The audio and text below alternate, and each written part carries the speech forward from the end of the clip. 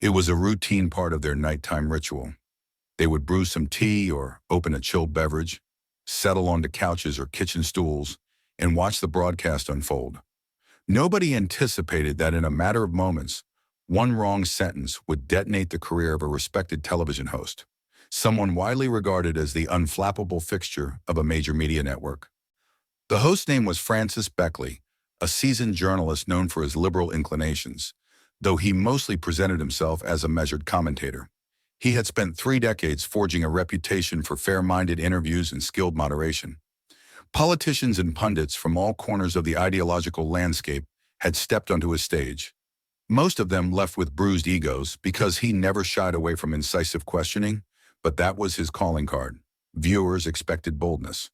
Across from him sat Karoline Leavitt, a fast-rising conservative figure who had transitioned from behind-the-scenes work in political communication to a frontline spokesperson role. Though younger than many of her opponents, she had already begun to earn formidable credibility within her party.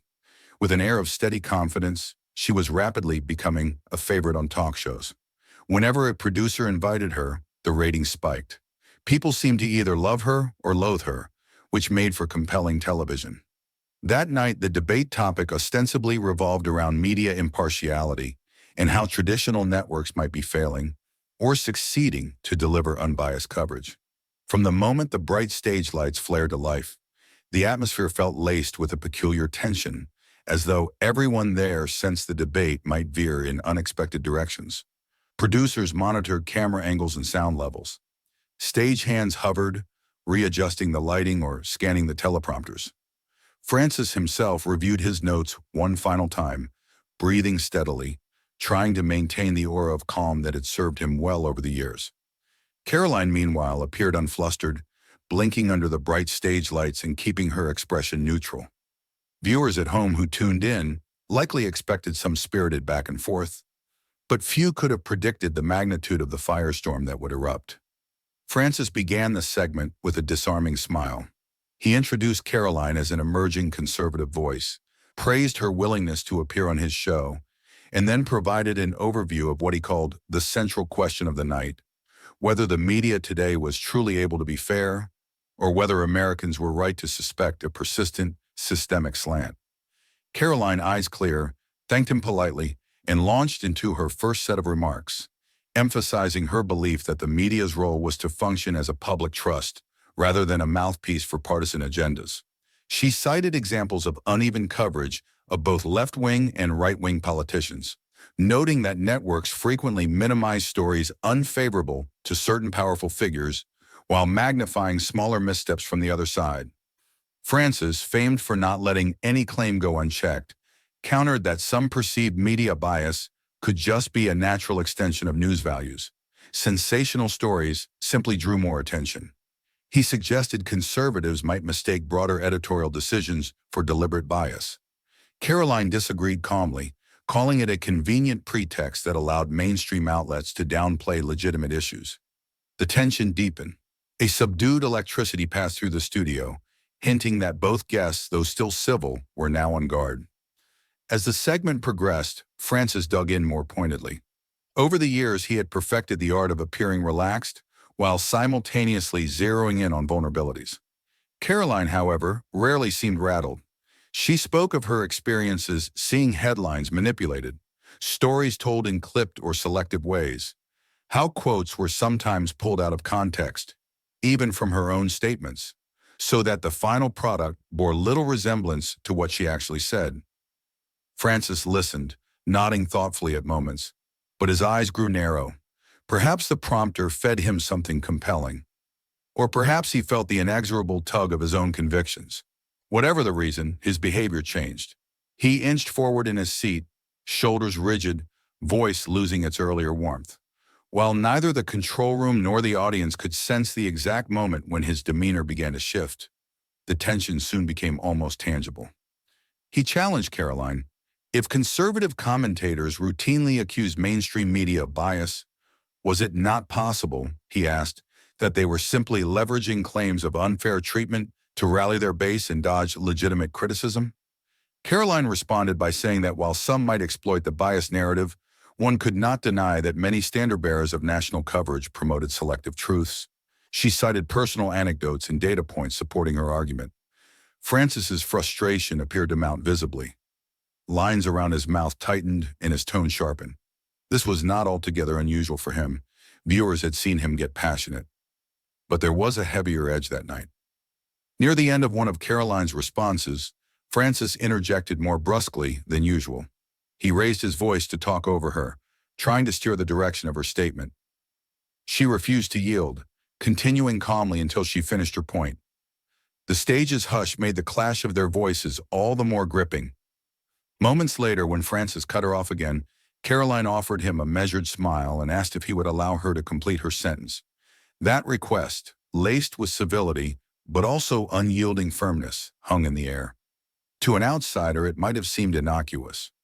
To Francis, who prided himself on controlling the narrative, it likely felt like a direct jab at his authority. Their eyes locked. A quiet hush passed through the studio. The next seconds moved with a grim inevitability. Francis leaned forward, lips parted, about to utter a retort that nobody watching could have predicted. He began by saying, "Well, Karoline, maybe the real reason conservative voices like yours claim bias?" He paused and then, in one of the most fateful decisions of his entire career, added, "is because conservatives are too fixated on playing the victim instead of contributing anything meaningful. If you spent less time complaining, we'd have fewer pointless controversies muddying the airwaves." Even as the words emerged, the staff behind the cameras froze. The control room seemed to lurch in real time, producers wearing headsets exchanging aghast looks. Had Francis just implied conservatives in general contributed nothing meaningful? He was a veteran at this. He had to know how damning such a blanket statement would come across, and yet the remark was out there. No chance of recall. A leaden silence followed, so deep one could practically hear the overhead lighting buzz. Karoline seemed to slow her breathing. She sat absolutely still, eyes remaining on Francis. In a voice barely above a whisper, she asked him if he cared to clarify what he meant. Francis tried to pivot, stammering that he was referring to the manufactured controversies some conservative figures used for political gain, but the damage was done. Within the next 30 seconds, the show cut to an unscheduled commercial break. By the time the broadcast resumed, Francis had regained a semblance of composure, yet the entire conversation felt overshadowed by that single moment. In the hours that followed, social media exploded. Viewers clipped that segment of the broadcast, repackaging it with captions, "Liberal host slams all conservatives," or "Francis Beckley says conservatives do nothing but whine." Twitter hashtags sprouted by the minute, #FireFrancis, #Francis was right, #cancel culture added again. People who had never watched the show weighed in vehemently, and soon enough, sponsors took notice. A handful immediately emailed or called the network to express concern, reluctance, or to confirm whether the host truly meant to dismiss entire groups of people. Within 24 hours, the network's headquarters had become a nest of panic and damage control. Executives typically engaged in measured public relations strategies, but this had escalated with terrifying speed. They convened emergency meetings, analyzing overnight ratings, sponsor feedback, social media analytics, and the dozens of news articles popping up. "Francis Beckley, bigoted attack or out-of-context flub," read one headline. Another declared, "Decades-long career on the line as host doubles down." The mere speculation that he might lose his position caused intense speculation online. Former colleagues, journalists from rival networks, and think pieces from major newspapers dissected every syllable Francis had uttered, seeking nuance, verifying transcripts, interrogating Karoline Leavitt's stunned reaction. Karoline herself remained strangely silent. Apart from one neutral tweet referencing that civil discourse was key to democracy, she offered no inflammatory comebacks, no demands for Francis to be fired. Her supporters did plenty of that for her. Her official accounts merely encouraged people to watch the debate for themselves and draw their own conclusions. This strategy, or perhaps that was simply her temperament, left many to interpret her calm as either maturity or strategic brilliance. People argued that she didn't need to stoke the flames. Francis's remark would combust on its own. Early on the third day following the incident, Francis posted a video apology to his personal social media account. While seated in front of a mahogany bookshelf, he read from a typed statement explaining that he had spoken imprecisely, that he never intended to belittle anyone's civic contributions, and that he believed genuine conservatives, like every other citizen, contribute significantly to society. The response was swift and polarized. Some viewers felt it was an honest acknowledgement of crossing a line. Others perceived it as disingenuous damage control. If that's how he really felt, he wouldn't have said it in the first place, they retorted.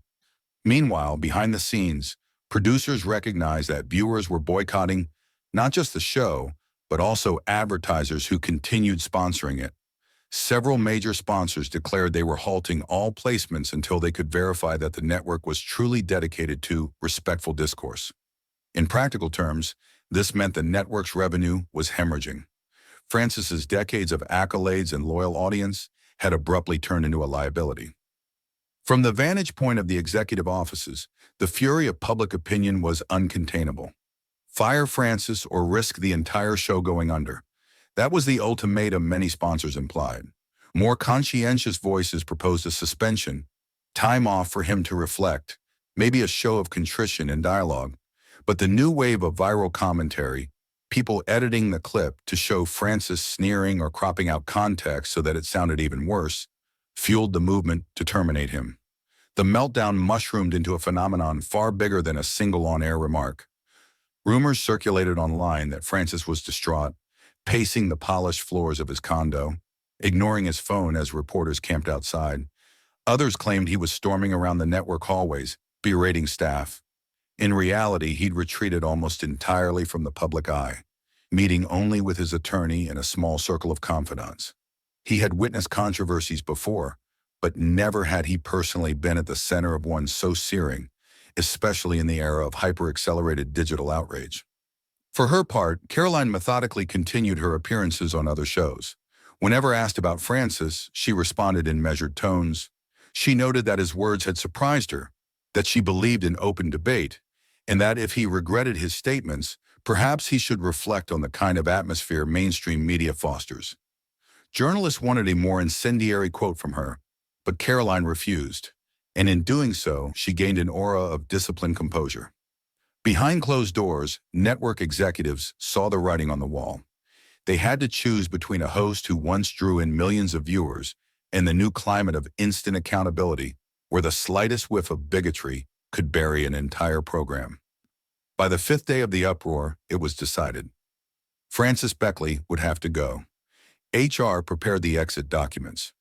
Legal teams hammered out a severance agreement. A carefully worded statement emerged.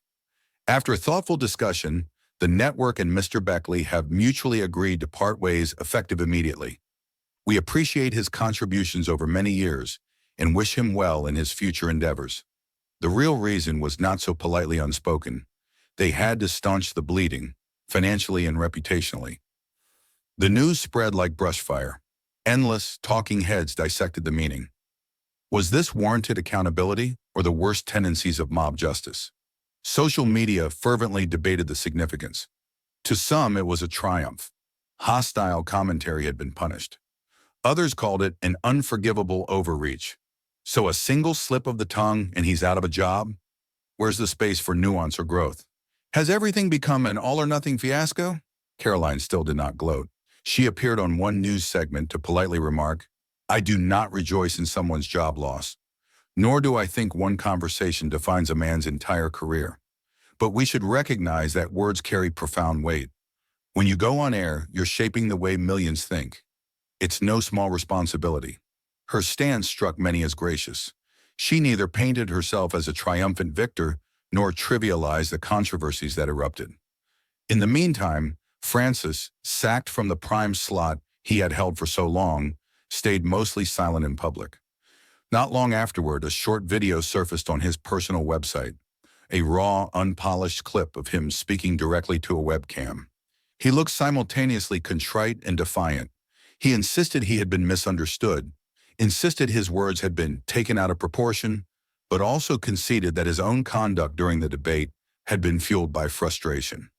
Online viewers were split between condemning him further He still doesn't get it, and defending him, he's the victim of an unforgiving culture. The uproar only seemed to deepen the divides. Within days, Francis launched an independent platform. He announced he was turning his talents to a fresh project where, he claimed, unfiltered truths would be presented without corporate strings attached. Immediately, he received messages of support from people who felt the mainstream had turned on him unfairly. Donations trickled, then poured into his new initiative. By the second week, he had a modest but fervent audience rallying behind him, championing his redemption. Could he carve out a new niche? Possibly, but the mainstream route, the polished sets, the audience of millions, was clearly gone, at least for the immediate future. Karoline, by contrast, found her profile elevated. Invitations for interviews with top-rated programs began arriving. She proved poised and tactful in each one, weaving her talking points around conservative values, personal responsibility, and the role of the media. Pundits soon began to call her the unshakable figure who dethroned a media giant. Some networks, scanning the rating spikes, offered her a contributor contract. Others speculated she might run for public office down the road, or perhaps build out her own brand. She maintained that she was focused on supporting policies she believed in, rather than seeking personal glory. Yet the glow surrounding her only intensified. Meanwhile, spectators outside the bubble of immediate political drama found themselves grappling with broader questions. Had Francis's firing been a watershed moment in the power struggle between corporate networks and public opinion? Was this an illustration of accountability in action, or a prime example of how easily an online mob could crush someone's career in record time? Did Karoline's calm reaction reflect a new wave of conservative figures adept at harnessing media storms while exuding a measured persona? Everyone had an opinion, but few had conclusive answers. Opinions on talk radio and podcasts dissected each nuance of the meltdown. Some argued that what Francis said was, indeed, deeply offensive, painting entire swaths of the country as perpetual complainers. Others insisted that the short clip trending online stripped away any semblance of context, thus fueling outrage without nuance. Calls for more civil discourse mingled with an unquenchable public thirst for sensational content. Debates ignited over whether controversies like this actually helped us become more respectful or simply led to further polarization. For Francis, after the shock subsided, a hard road lay ahead. Old friends within the industry distanced themselves, at least in public, unwilling to risk being tainted by association. Former colleagues whispered that, privately, some network insiders believed Francis had made a single slip while under personal strain. A messy divorce, a recent scandal involving his taxes, or some swirl of personal tribulations. Yet none of that truly mattered when sponsors demanded swift retribution. The name Francis Beckley had become synonymous with a tarnished brand that networks couldn't afford to keep. Karoline went about her career, forging alliances, building grassroots support, and occasionally referencing her encounter with Francis, only to highlight why transparent media was essential. She rarely took any direct jabs. Nevertheless, watchers on both sides of the political spectrum marveled at how she turned the entire fiasco into a launching pad for her future endeavors. She had the gift of speaking just enough, then allowing silence to build intrigue. In private corners of the internet, Francis's defenders argued that once the viral mob had chosen its scapegoat, there was no path to redemption within the mainstream environment. He was forced to step away, build his own channel, and attempt to salvage his voice. Meanwhile, critics hammered him with reminders that his statement had crossed a line, that perhaps the condemnation he faced would discourage future outbursts of contempt toward ideological groups. None of the furor changed the fact that modern media, in all its unstoppable velocity, had irreversibly shaped the outcome. The entire progression, from the moment Francis uttered that provocative sentence to his official termination, felt heartbreakingly fast. This incident made it clear that even a single misjudged phrase could reverberate with cataclysmic effect. Weeks later, an article in a major newspaper attempted to chronicle the episode from all angles. It detailed how online echo chambers on the left and right took that one soundbite of Francis's remark, stripped any context, and twisted it to evoke maximum wrath. Karoline's disciplined response was hailed as savvy. Some mainstream commentators lamented that their colleague should not have lost everything so swiftly. Others upheld that choice as a moral victory, praising the network for taking a stand. As for Karoline, in subsequent interviews, she sometimes faced new lines of questioning. Certain hosts wondered aloud whether she thought the punishment was too severe. She would respond calmly, "I believe in accountability and in discourse, both. The network made its decision according to its values. As a society, we're still figuring out how to handle mistakes that play out in front of millions of people." She showed no appetite for seeing Francis's life ruined, but neither did she defend him. That measured stance bolstered her personal brand of seemingly principled determination. Meanwhile, Francis's new platform gained small-scale traction. He posted weekly videos analyzing media, politics, and the lessons from his downfall. Initially, the production quality was minimal. Sometimes the audio crackled. The lighting was far from ideal. But people who tuned in saw a raw, unvarnished Francis, who vacillated between regret for how he had phrased that night's infamous statement and anger at the climate of immediate condemnation. He insisted that the mainstream world he once inhabited was rotten with hypocrisy, that producers and executives had no loyalty other than corporate profit. Over time, a devoted niche audience praised his authenticity. Others rolled their eyes, dismissing him as an embittered ex-anchor. The entire saga thrust new life into an old debate. Should a single utterance define a person's entire legacy? Francis's supporters believed the mania surrounding his comment was a reflection of cancel culture's unstoppable appetite. Detractors argued that even a single outburst can be telling, revealing deeply ingrained prejudice or arrogance that deserves censure.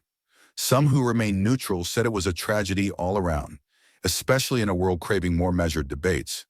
Perhaps nobody emerged unscathed. And yet for Karoline, her quiet approach continued to elevate her stature. Whenever asked about the affair, she would pivot to a reflection on why thoughtful, respectful discussion mattered, or she'd mention an upcoming civic initiative or policy plan. In that sense, she had turned what could have been a mere TV argument into a blueprint for how to handle media conflicts, staying consistent in her message, letting others exhaust themselves, and trusting that the court of public opinion would sort out the rest. In a strangely symmetrical way, both she and Francis leveraged that night's controversy to build new forms of influence. Karoline was invited to speak at nationwide conservative summits, while Francis drew audiences on his platform who saw him as a cautionary tale of how quickly one could fall from grace in the mainstream. Each made their case about the nature of political discourse, the role of media, and the tenuous line between free speech and offensive rhetoric. Weeks melted into months, and though countless other controversies seized the headlines, that fateful evening remained a recurring reference point.